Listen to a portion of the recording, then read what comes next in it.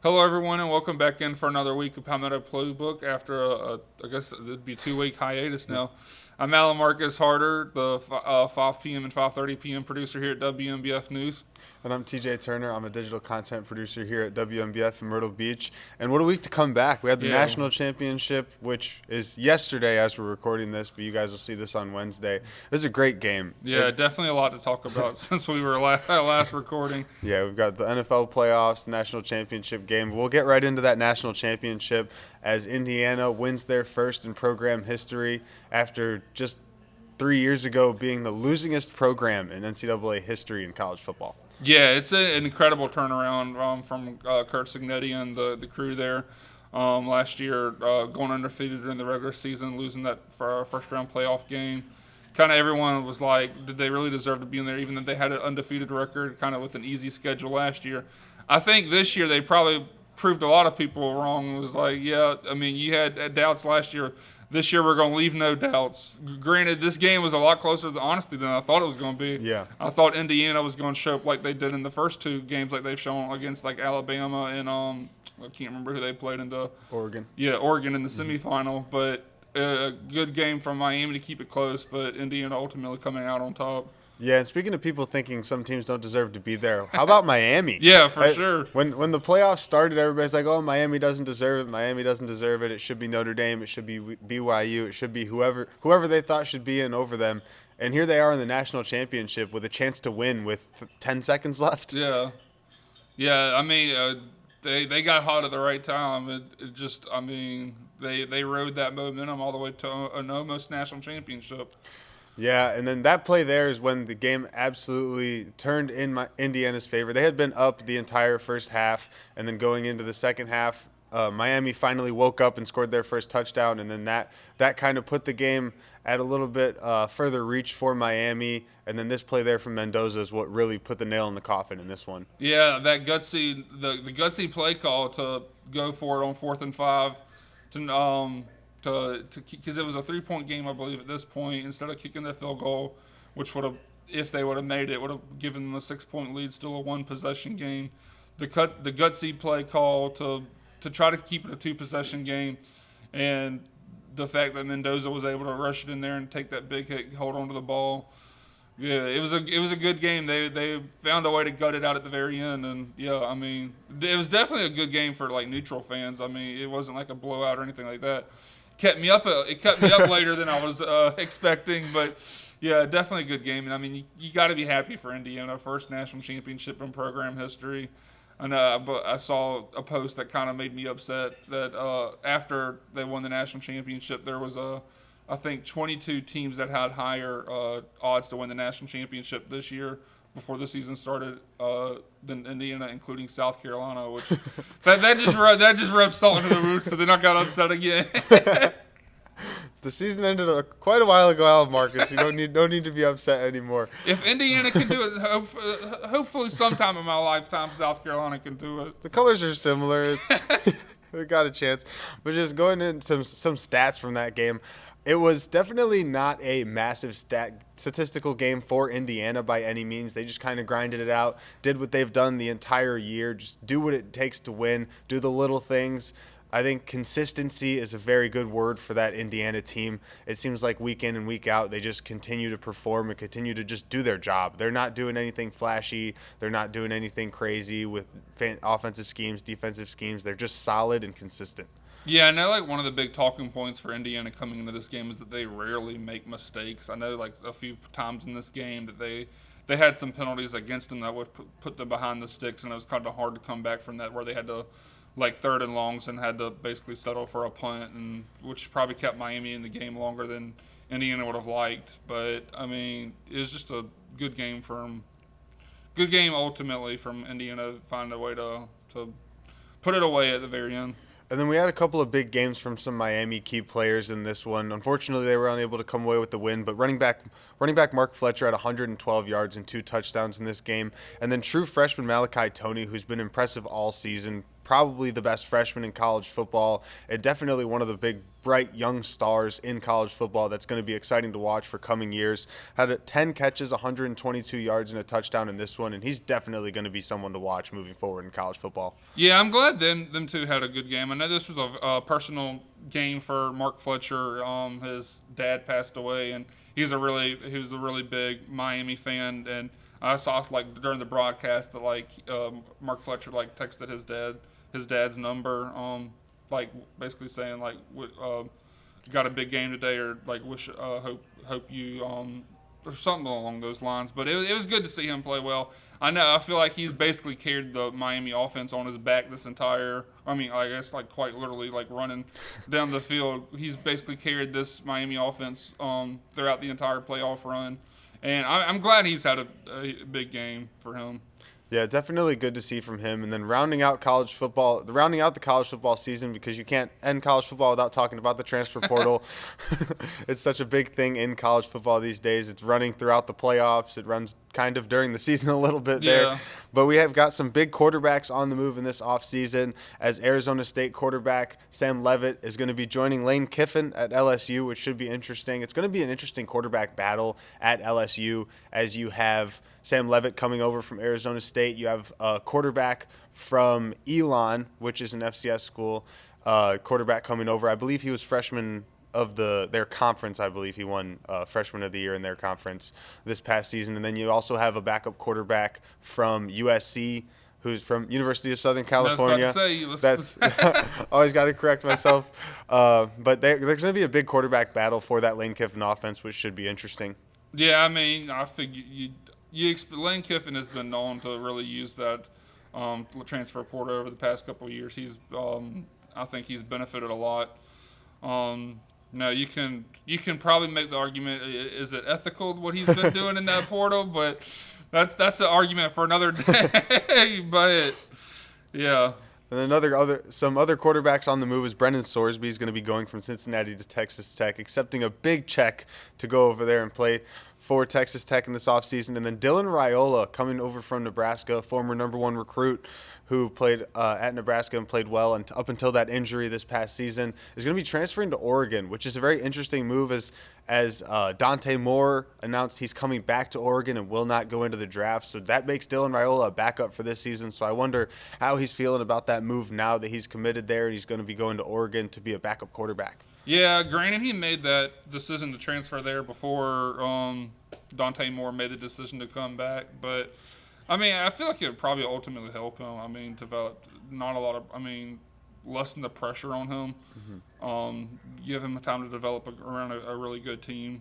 And, I mean, I feel like you don't want to rush going into the NFL. We've seen players, like, go basically – I guess right after their 3 years, even less than barely starting games in college and going straight to the NFL, and kind of having their careers just not go the way they expected it to because the lack of development, I guess, that they got in the college game.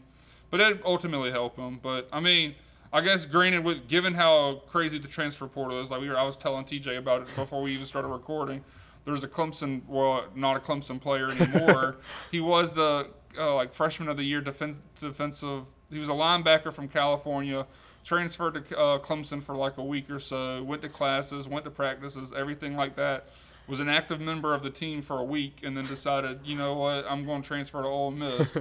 So who knows what's going to happen? I don't know what the portal will hold. Maybe Raiola will leave again. I doubt he can even do that at this point. But I think you can do whatever you want to at this point in the portal. Because technically the portal closed last Friday, but people were still entering the transfer portal. So I don't know what's going on with the portal. Yeah, and we talked about Lane Kiffin earlier as what he's doing in the portal, and apparently he's doing the right thing. As we've got the transfer portal rankings here, where LSU is currently ranked #1 in the transfer portal, and then you've got Ole Miss, Texas, Ohio State, and Penn State. I think the most surprising team in that top 5 is Penn State. I didn't think they were going to be ranked that highly, but you do have a lot of players coming over from Iowa State to join their head coach now over at Penn State, so it should be an interesting season for them, bouncing back off of this kind of definitely underwhelming performance this year. Yeah, especially because a bunch of their players also transferred to Virginia Tech to go with James Franklin. So it's basically a full rebuild for I mean, they needed those transfers to, I guess, even have enough players to field a team. But yeah, I mean, they'll definitely be a good story to follow, at least for the next couple of years. Because I mean, obviously they're a perennial powerhouse in college football. The brand speaks for itself. They should be fine, but yeah, a rough season for them. So I mean, it makes sense to do a total rebuild. It'll be interesting to see how these different quarterbacks and different players and new landing spots, how they're able to adjust to the game, especially because in college it's so much more interesting than like in the NFL. Because in the NFL you just got to buy a new house, move your family over there, with all that money they're giving you. But now these college players, they got to go new classes, new schedule. They're living in a new place, and everything's all different. And you've got different schemes and different things. And college football is just in a really strange spot for everybody. I feel like it's definitely putting a lot of pressure on coaches, putting a lot of pressure on players, and it's honestly putting a lot of pressure on boosters at this point to see how much money they're able to muster up to see if they can get those players. I saw an interesting thing. It said Mr. Beast should do a challenge where he donates like $500 million to a college football program to give them a national championship. They're based in Greenville, North Carolina, the home of the East Carolina Pirates. I mean, granted, I don't want him giving money to East Carolina, but that would probably be the home base for the Mr. Beast team. See if Mr. Beast can give East Carolina a national championship by donating millions of dollars. Well, last to stay in the playoff wins $1 million. So like one of his iconic videos or something like that. And then moving over, we missed a week, so we're unable to talk about the Carolina Panthers first round playoff game as they took on the Rams, and unfortunately were unable to win that game. It was a close game. They kept it close the whole way, and they were sticking in that game and ended up only losing by a field goal there. Yeah, I believe if I remember correctly, they had the lead with like with about a minute or so left of the game. I mean, I was excited. I thought the Panthers were able to pull it off, but Matthew Stafford proved why he's probably he should be the NFL MVP for this season. With going down the field and capitalizing the drought to win for a 34-31 win. But I mean, even though the Panthers lost for the wild card round, I think you could still say it was a success for the Panthers this season. I don't think anyone really expected them to be in this position. It was great to see them not even just make the playoffs, but to be competitive against one of the best teams in the NFC, in the Rams. But I think it's a lot to look forward to for next season. They've shown a lot of promise throughout this season. I know, like, before the even playoffs started, they were I believe they lost like 3 of their last 4 games. Before that, the wild card game, they played really well, and they had a legitimate shot of winning. Yeah, I think for Panthers fans, I don't think there's anything you can be disappointed in this season. Obviously, you want them to win as many games as possible, but prior to the season, we've talked about it. They were supposed to win 6 games. Going from supposed to win 6 games to winning your division and making a playoff game, and then having that game be close against probably the best team in the NFL. I think the Rams right now are looking like one of the favorites to hoist that Lombardi trophy at the end of the year. So being able to be in a competitive game with that team, with the expectations they had before the season, I think this season is definitely going to be chalked up as a win for the Panthers. Yeah, a lot to be excited for in Charlotte heading into the next season. Yeah, and then heading into the next round, after that one, we had the Broncos and the Bills. Great game there, went into overtime. And the Bills ended up losing 33-30. Yeah, I mean, ultimately, all these games in the first round, I guess this would be the second round of the playoffs at this point. But ultimately, all of these games have been really good, close games throughout the very end. What hurt the Bills in this game, we'll talk about that later, but the Josh Allen performance, he underperformed in this game. You're expecting more from him to finally show out it's his moment in the playoffs. We kind of talked about it a couple weeks ago when we last recorded that all the makings were there for this to be the year that Josh Allen makes his run to the Super Bowl and possibly lift the Lombardi Trophy with the high caliber quarterbacks out with like Patrick Mahomes, Lamar Jackson, Joe Burrow, everyone like that. But ultimately he struggled in this game. I believe he had 4 turnovers in general. A rough game, but put him in a bad position, and we'll talk about the other issues. Yeah, so definitely a rough game there from Josh Allen. And after the game, he talked about how he felt like he let the team down. I don't know if you can necessarily say that because it is a team effort. And putting a team 33-30 game in overtime, I don't think you can necessarily blame one player when a game is that close. Obviously, everybody else has to play into that. And you make the game that close at the end. As you can see, they were down there 13 points and ended up being able to make a big play there by Keon Coleman, the rookie, who's definitely had a rough start to his career as he's had some drop issues, and there's definitely been some problems going on there with Keon Coleman. But them being able to storm back into this one and make it a game and get into overtime, I think it's also a testament to Josh Allen's mental toughness, as he was able to put on a great performance regardless of those turnovers, not letting them put them completely down. Because if you see a quarterback have 4 turnovers in a game, you're usually expecting it to be a blowout loss for that team. So I think it's a testament to the Bills there that they were able to keep this one close and be able to fight back into this one and put it into overtime. Yeah, but it was a really great game. I mean, I don't think you can really chalk up the issues to just one play. I mean, there was a lot of things that went wrong for the Bills. I mean, we just talked about it, Josh Allen not having the best of games, but I don't think you can really put the full blame on him. I mean, he was a part of it, but he still had his flashes of greatness in this game, but ultimately the issues with was it a catch or was it not a catch? Yeah, the overtime period had a controversial ending for the 4th turnover for Josh Allen in this one, as he threw a deep pass to Brandon Cooks, and it looked like Brandon Cooks was coming down with it. And then once he had hit the ground, the defender took the ball away from him, and they gave it an interception. I am not a rules expert. I do not know what a catch is at this point. I don't think the NFL, the referees don't either at this point. I've watched football my entire life. I've watched the Dez catch against the Packers, or the Dez no catch against the Packers, which I completely and totally agreed with that call because I'm a Packers fan.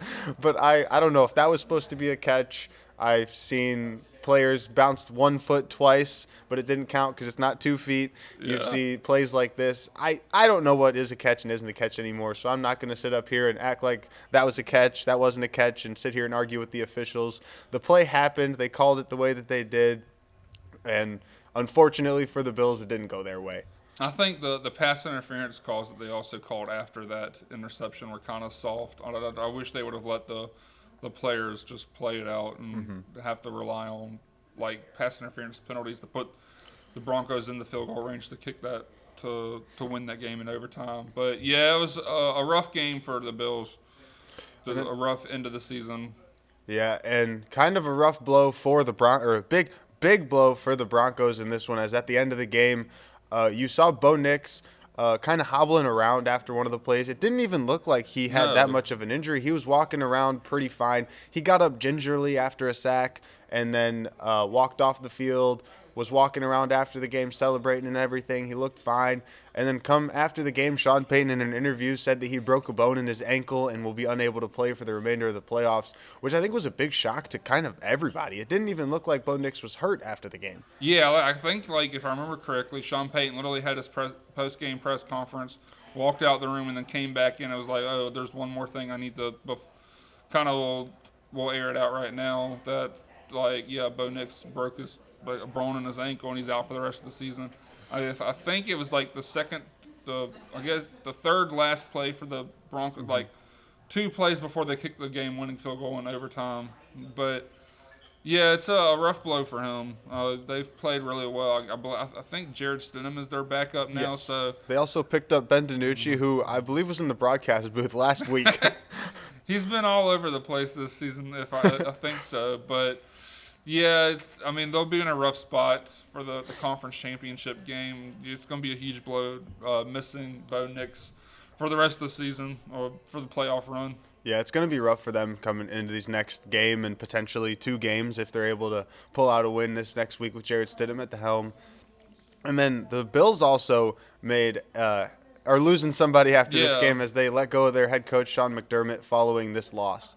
Yeah, I honestly was kind of shocked. I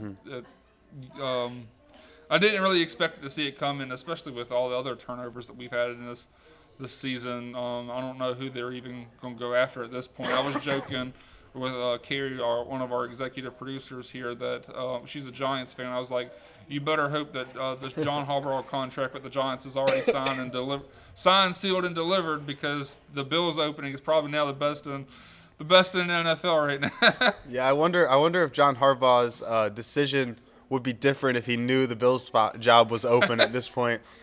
Because, I mean, who wouldn't want to go coach Josh Allen and that team? As Josh Allen is a great player, MVP, and probably perennial MVP candidate for years to come. Yeah, well, heck, is the Ravens job even filled yet? Maybe he'll go coach Lamar Jackson. Because Lamar Jackson is just as good as a quarterback as Josh Allen. Yeah. So it's two really good openings right now, I guess. Yeah, and then moving on to the next game of that second round, as the Seahawks beat the 49ers 41-6. And as you can see here, opening kickoff, Rashid Shaheed runs the opening kickoff back for a touchdown. And after this kickoff return, the Seahawks never looked back, as the former Saint ran that kick back for a touchdown. We're going football. We're going the European football style over there. Kicker trying to stop anybody he can, trying to stop that. But then, yeah, moving forward, never looked back. Ended up 41-6. That Seahawks defense looked absolutely unstoppable in this game. I don't think anybody could get anything past them in this game. Looking like the Legion of Boom back there. Yeah, Legion of Boom 2.0. But like you said, the Seahawks defense really showing out this game, proving that the defense wins championships.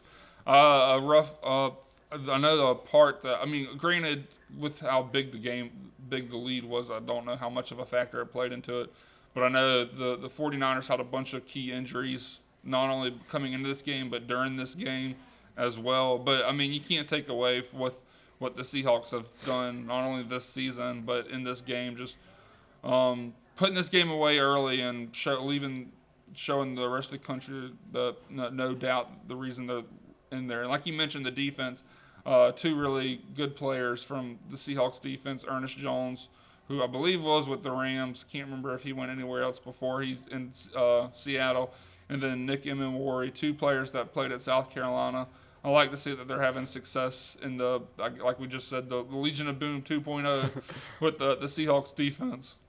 Yeah, and that offense as well had a great game. Zach Charbonnet I believe he got hurt prior to this game, and he was unable to go. It was very early on in the game if it was in this game. And then Kenneth Walker was able to take on that lead back role in this one, as they've been kind of sharing the backfield all season, and he really ran away with that. Kenneth Walker, 112 yards, or 116 yards, and 3 touchdowns in this one. He was getting everything to go on the ground in this game, and Kenneth Walker is proving why he was one of the best running backs in the NFL and why he deserves to have that starting spot. Well, I think they're going to have to rely heavily on him for the rest of the playoff run, because we mentioned other teams that have, like with Bo Nix for the injury for the rest of the postseason, Zach Charbonnet, he's out for the rest of the postseason with another injury. I can't remember exactly what it was, but it's going to hamper him for the next couple of weeks, and he's not able to play. So, which, I mean, it's good that the Seahawks have that 1-2 combo with Kenneth Walker.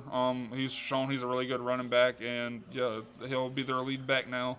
And I mean, he's proven to be capable of that job. Yeah, I think it's definitely a good scenario for the Seahawks that they do have both Kenneth Walker and Zach Charbonnet, because with one of them going out, there's not that much of a drop-off between the two.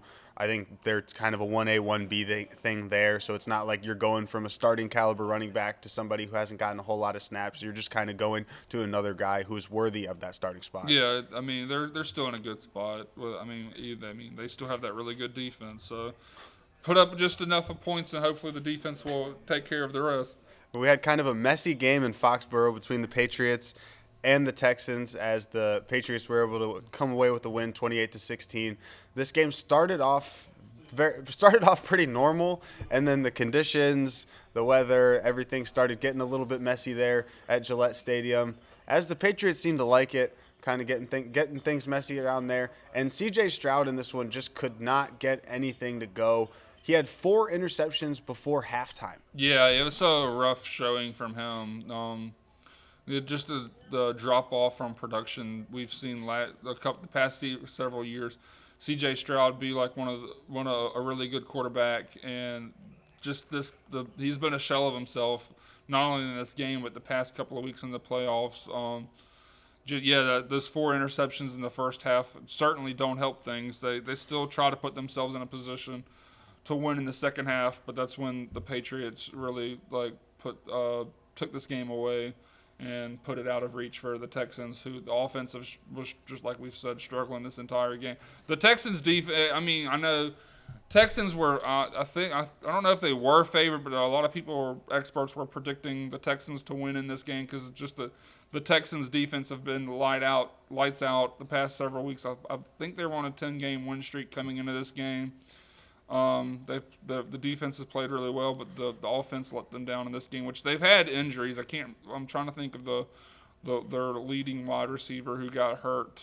I think he was in concussion protocol. He wasn't able to play in this game. His name is escaping me right now, but yeah, it was just a rough way to go out for the Texans. Just the offense that used to be really good for them, now having to rely on their defense, and the offense just couldn't put those points up, which, credit to the Patriots as well. They've had a heck of a season. There's a reason that they're the number 2 seed in the AFC. Their defense is equally as good, and they silenced a lot of doubters in this game because I think one of the talking points surrounding the Patriots was, they have a really good record, but have they played like really good teams before this playoff run?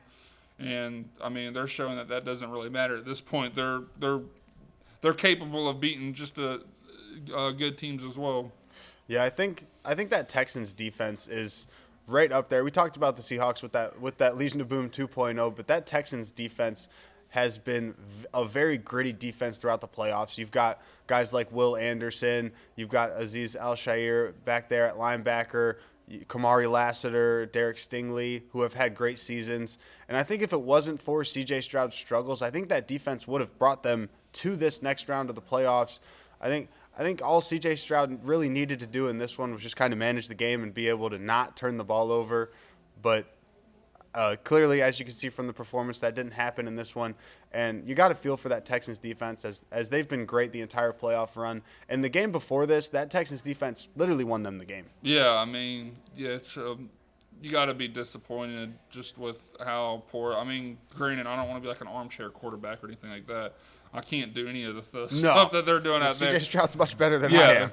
But it's a rough way to go out, especially with I think there's probably a lot of high hopes around the offense heading into the season, and you still got a really good young quarterback with C.J. Stroud, but it was just underperforming throughout the ending of the season. Yeah, it's definitely been interesting to see his kind of career projection because in his rookie year, he was looking like one of the best quarterbacks in the NFL. Yeah. And then now, these last year or two, he just hasn't been able to match that production yet. And I've seen even people going around as much to say that they might move on and try to look for a new quarterback. No, I don't think that's. No, I don't think they should do that at all. I think that's crazy talk. I still think there's a lot of potential with him. Mm-hmm. It was just a rough few games. Yeah. But I think he's shown he's capable of being a really good quarterback, like top tier in the NFL. But he certainly wasn't living up to that in this game or the past couple of games. Yeah, definitely been disappointing to see that kind of drop off from him after that amazing rookie year that he had. And then moving on to the last game of this round, we had the Rams and the Bears, which is another game in this round that went into overtime. And this was another weather game here, as it was in Soldier Field in Chicago. It was very cold. I saw there was talks before that Sean McVay and Matt Stafford were going to be wearing wetsuits in this one because of the conditions.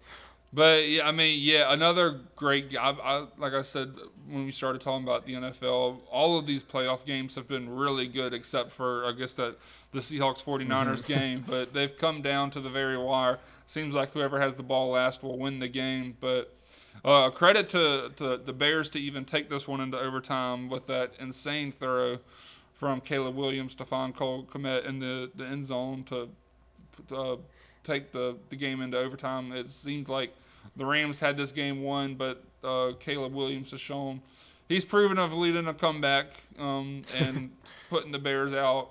and putting them in a position to win. But ultimately, they weren't able to come up with this one. Yeah, and the round before this, as you talked about, he's shown he can mount a comeback. The round before this against the Packers were up and thought they had the game put away at the end of the game. And then the Bears stormed back. Caleb Williams led that comeback. And it was looking like this game was going to go the exact same way for most of it. And after that round before, you saw, as you can see there, the Rams going up in the fourth quarter. You almost expected the Bears to storm back and win this game after the performance they had put on the week before. Yeah, I mean, like we've talked about the high power. The Rams have one of the best offenses in the NFL, and the Bears defense were doing their job to limit them scoring points. I mean, the fact the Rams only had 20 points this entire game, including the overtime period. The defense did their part, and like the crazy play I was talking about earlier with just chucking it up there and hope someone is open. And luckily he was there, put the ball in the right position, somehow knowing where his players are going to be with backpedaling 20 plus yards and just chucking it up there. Testament to his arm strength even to just get the ball there in the beginning to begin with. But yeah, I mean, I think the Bears defense did their part limiting the Rams offense, but the Rams defense also has some really good players on it, and they were able to shut down the Bears for the most part. Yeah, and Kyren Williams had a huge game for the Rams. Obviously, with the low-scoring game, there wasn't a whole lot of massive stats for either team, but Kyren Williams, 87 yards and 2 touchdowns, carrying the load when it came to touchdowns in this game for the Rams. And Caleb Williams, as you can see, that interception there, which ended up leading to the game-winning field goal that the Rams put in, was his third on the night. And he's had a great stretch of games over these last, I would say, probably 5, 6, 7 weeks. The whole season he's had a great year, but he's had an insane stretch of games as of recent. So having him go out in this final game with 3 interceptions was definitely disappointing to see, as you'd like to see him continue that streak of great games. Yeah, and I will, speaking of the 3 interceptions from Caleb Williams, we will shout out South Carolina, well, not South Carolina. He played at South Carolina State in Orangeburg. Kobe Durant had 2 interceptions, and 2 of those 3 interceptions he caught. I believe that was one of them right there, number 14. But a really good showing from the SC State Bulldogs product right there, and putting on for the SC State and the HBCUs. It's good. He's had a heck of a season so far, having some really good plays for the Rams even before this game. Another one, I don't know how much of a difference he made in this game, but another one of their defenders, Josiah Stewart, Coastal fans will remember him after his great freshman season for the Chanticleers before transferring to Michigan. Just the local products for that the Rams team. Yeah, definitely great games from them. And it's great to see guys from those smaller HBCU schools making an impact in the NFL. That's always good to see. And what a name, Kobe Durant. You think his parents were NBA fans? I mean, it would make sense. Yeah, definitely good way to round out this last round of the NFL games. And we'll get into the next round later on. But moving over to basketball with the Hornets, who have started to get on a little bit of a streak here of winning games. Obviously not a humongous win streak, as they are now 16-27 on the year. They're 3.5 games out of that 10 seed, which would put them in the play-in, which I think making the play-in would definitely chalk this season up as a win for them, as a team who is looking like they were probably going to be in the lottery very early on in the season. Obviously, there's still a lot of games left to play in the NBA season, so there's a chance they could end up still in that lottery. There's also a chance they could end up in the playoffs. Yeah, I mean, granted, just a couple of weeks ago, we were just like, the season's basically over for the Hornets, but I guess our streak of writing teams off is coming back to haunt us again. So maybe, the Hornets we won't talk too much about too positive, but it was good to see that. I mean, they were just coming off that West Coast swing. I believe they beat the Jazz, I believe, and they went on into LA and beat the Clippers, and I believe they beat the Lakers as well. So good wins from the Hornets there, and just chalking up more of those wins, putting them right back in that conversation, which, I mean, it's better than where they were just a couple of weeks ago. And like obviously you said, there's still a long way to go in this season to even, I guess, consider them in there. But it's good that they're in that conversation right now. Yeah, and then just continuing to follow Con Knipple, who's had a great season, 19 points, 5 rebounds, 3.5 assists on the year now. As he's coming into form, it seems like those stats are where they're going to stay for the rest of the season. As early on in the year, they kept climbing, and then they've dropped a little bit and climbed back up. It looks like right around that 19, 5, and 3 mark is where he's going to be at. And Cooper Flagg, the other outstanding rookie this season, who they actually played together in college, went down with an ankle injury recently. So if he's unable to go, I think Cooper Flagg is definitely going to be the biggest competition for Con Knipple in that Rookie of the Year race. And depending on how Cooper Flagg finishes out this season and how many games he's able to play, that injury could all but chalk up that Rookie of the Year award for Con Knipple. Yeah, we've talked about it all season. He's definitely one of the best rookies, and I think he's probably in a really good position to come out with that award now. With that injury and just, I guess, more games under his belt with the Hornets than Cooper Flagg with the Mavericks. But he's still an exciting prospect to watch for the Hornets. Yeah, and then moving on to college hoops, as the South Carolina women's team is now number 2 in the country. That ranking has changed since our last episode, as they were ranked number 3. As they were ranked number 3 because they had lost to Texas earlier on in the season, and now they got their revenge game as they beat Texas this time, and they moved up to that number 2 ranking as they're now 19-1 on the year. Yeah, South Carolina showing they've got their game back. It was still a close game, surprisingly. At least I thought South Carolina would kind of, because I know a lot of the issues in that game that they lost to Texas in the non-conference portion of the season, and that early season tournament in Vegas. I can't remember exactly what it was called. But a lot of those issues that they had in that game, I felt like were self-inflicted. They were missing easy shots in the paint. They were missing some free throws. But it is nice to see South Carolina come back and win that game. I feel like maybe this is my bias, but it's hard to beat South Carolina twice in the same season. Yeah. Just with the talent depth that the Gamecocks have. Even with it was exciting for the Gamecocks. She didn't play that well in this game, but we talked about her earlier the past couple of episodes. The freshman from France, Alicia Tornabes, she made her season debut in that game against Texas. She only played 5 minutes. She didn't have any points. She didn't even take a shot or rebounds or assists. But it was good to see her hit the court. She played a better game over the weekend against Coppin State up there in the north. But they're a really good few games from the Gamecocks, and I know one of the talking points for the Texas head coach, the Vic Schaefer, doing the woe is me that we have to play LSU and South Carolina back to back on the road. If you want to be one of the best teams in the SEC, you got to show that you can win those games. And granted, they have Texas, and to their credit, have played really well this season. They've had a bunch of they've had a few like in that tournament that we were talking about at the beginning of the season. They beat UCLA and they beat South Carolina. They've shown that they're really good. I don't know why we're having to make all of a sudden this argument that we're playing good teams as well. We're playing good teams. Why is this unfair to us? Like, come on. Like South Carolina's, like you said, they're playing Oklahoma on the road this week, who's I believe 16th in the country, and they're playing Vanderbilt at home on Sunday, which maybe I don't know if that will get impacted by the weather that's supposed to come to the Carolinas this Sunday, but those are two top 25 games from South Carolina. I don't think you'll see Dawn Staley going up there on the podium and we have to play good teams. That's what Dawn Staley wants. If you want to be one of like the iconic, I guess Ric Flair quote, if you want to be the best, you got to beat the best. But just leading in that mindset for the Gamecocks women's basketball team, like they've shown that all season. South Carolina's not afraid to play good competition, and I guess that's hard for other SEC teams to grasp. I don't know. Yeah, a couple of big games coming up, and I believe that Vanderbilt team is still undefeated on the season. Yeah, so far. Yeah, just a huge credit to Vanderbilt with I can't remember their athletic director.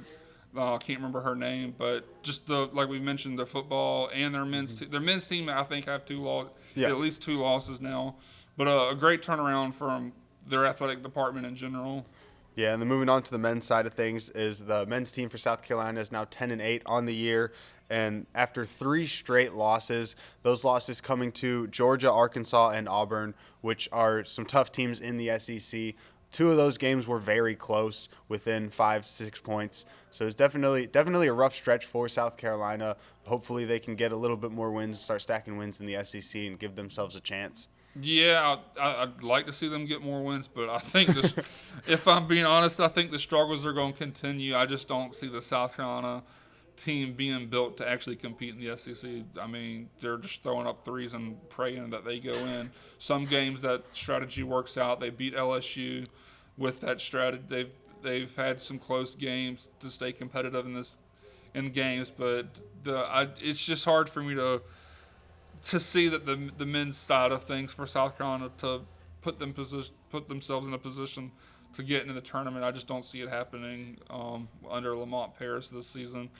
They still have a lot of issues to fix out, but they have promising pieces, I guess. But it's going to be a rough watch, I think, for the rest of the season for that team.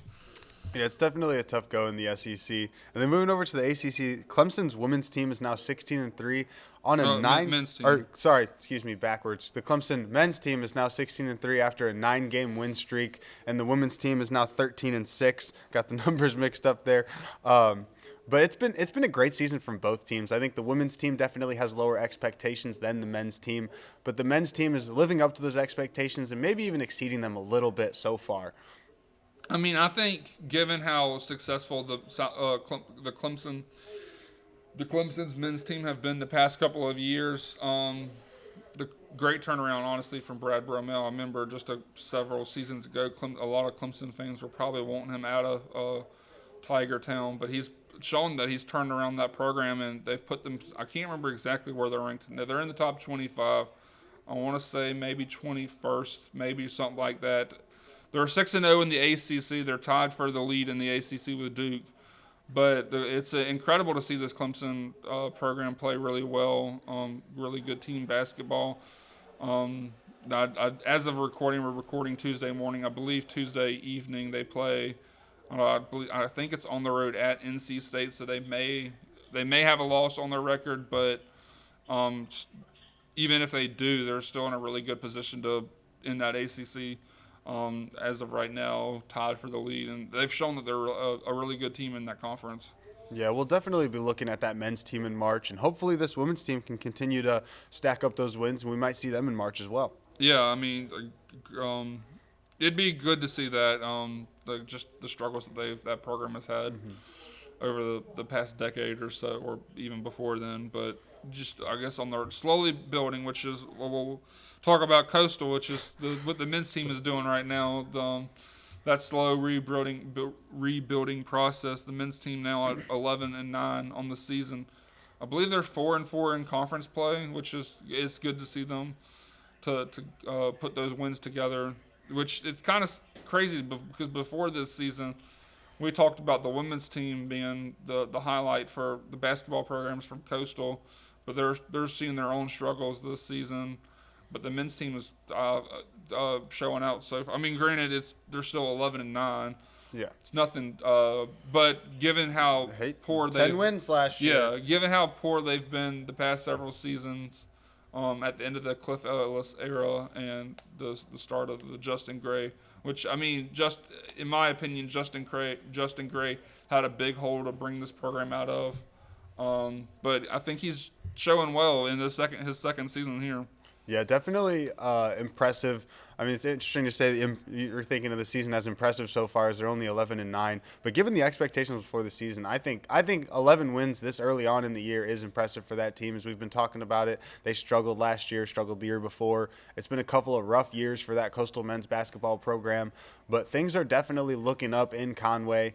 And when it goes over to the women's team, they've kind of had the opposite effect. They had a little bit higher expectations going into the year, and it looked like they were going to have a great season, especially getting into conference play. I know we've talked about it, and we expected them to do well in the conference, but they're 2-5 in the conference overall, 9-10 on the season in all of their games. And it's definitely been interesting to see how both teams have kind of done the opposite of their expectations so far this year.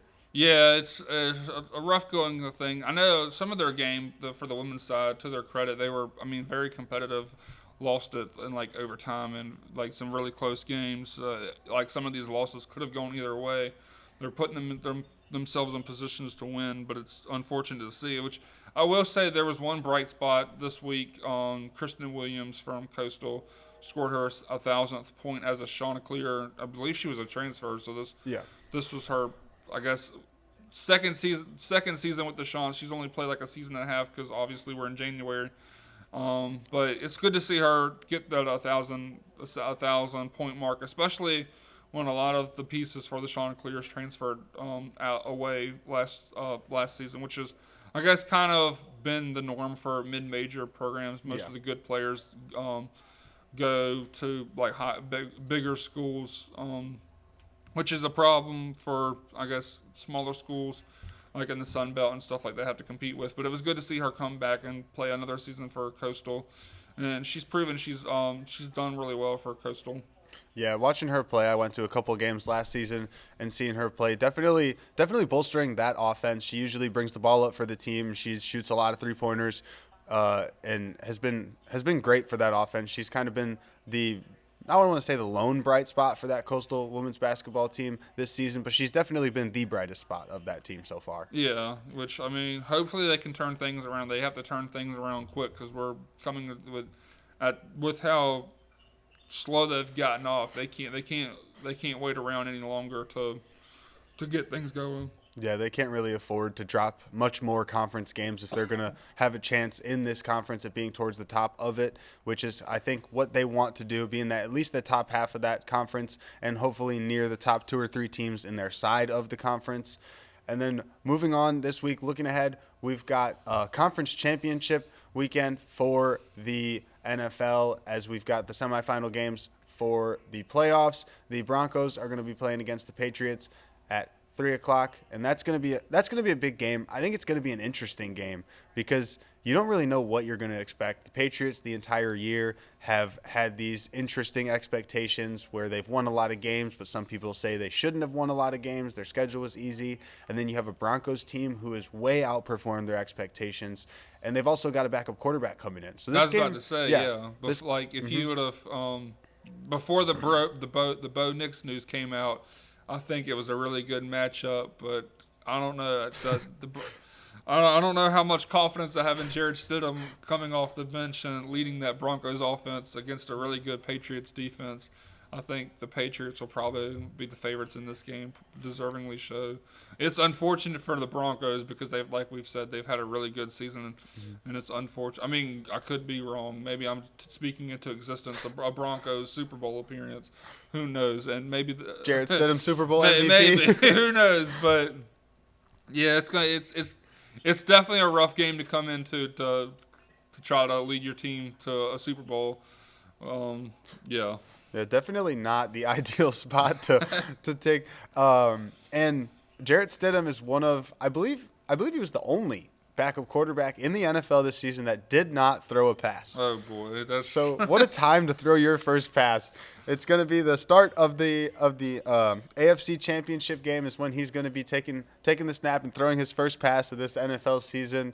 And what a time to do it. Maybe he can channel his Phillip Rivers and lead that team on to more success. Give the Nick Foles, Foles treatment there. Did you see Nick Foles' tweet? No. So he tweeted out. He said about Jarrett Stidham coming in and starting, and then he said it's probably heartbreaking for Patriots fans is the last time a backup quarterback had to take a start against them after an injury to the starting quarterback was when Nick Foles beat them in the Super Bowl. So definitely some deja vu here for Patriots fans.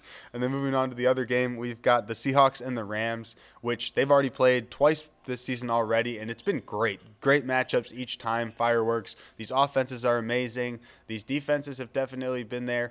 I'm expecting the Seahawks defense to take control in this game, and I think the Seahawks defense will be the reason that the Seahawks win or lose because that Rams offense is going to put up points. Yeah, I believe it's going to be a very tough game for both of these teams. I believe they're two of the best teams left, which, I mean, granted, there's only 4 teams left, so it's, I guess, easy for me to say that, but two of these teams deserve to. Both these teams deserve to be in that Super Bowl appearance spot. And I honestly don't see I don't know how this one's going to turn out. Both of these teams are really good. Like selfishly, I do kind of want to see the Patriots and the Rams play in the Super Bowl. Have those two MVP candidates fight it out for the Super Bowl. I think that'd be kind of a cool storyline. But I mean, the Seahawks are definitely can very well be in that Super Bowl appearance, make the Super Bowl. Which I mean, they're the one seed for a reason, and their defense has been electric all season. Yeah, definitely looking at that Seahawks defense to make a statement in this game, as well as Sam Darnold. Look, I mean, you got to take a look at a guy like Sam Darnold and just feel good for him for how his career has panned out. He was drafted by the Jets very early on. Expectations were super high. He didn't necessarily live up to those expectations in New York, and then they kind of wrote him off. He went to a couple places, a backup in San Francisco, a backup a couple of other places, and then he ends up at Minnesota, where he had a great season, and then he ends up going to the Seahawks, and everybody just kind of wrote it off as the replacement for Geno Smith. But it's been anything but that. He's been a great quarterback this entire season, and he's kind of bounced back after some woes early on in his career. Yeah, like even like those former teams, he was also a former Panther at one point. But it's good to see, like, I didn't even realize he was their quarterback till like 3 weeks left in the regular season. I was looking at their record, the Seahawks are really good, and it was like, wait, Sam Darnold's their quarterback? How is that possible? But it is good to see him do well. I mean, you like a redemption story, and I think it's it's safe to say he's getting that right now.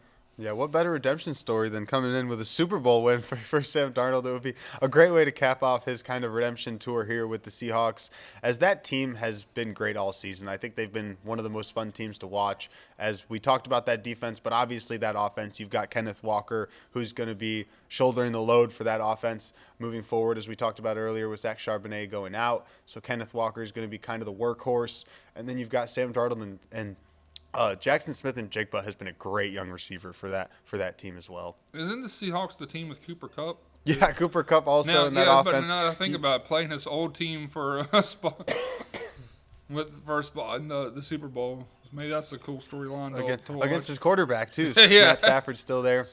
As him and Matt Stafford definitely have put up they broke records together, put up some historic numbers in LA, and now playing each other for a spot in the Super Bowl. Definitely be interesting to watch. And we'll be back here next week to recap those games and keep you guys updated with what's going on in the sports world next week here on Palmetto Playbook. Make sure to like, comment, share, and subscribe, and we'll see you next week. Yep.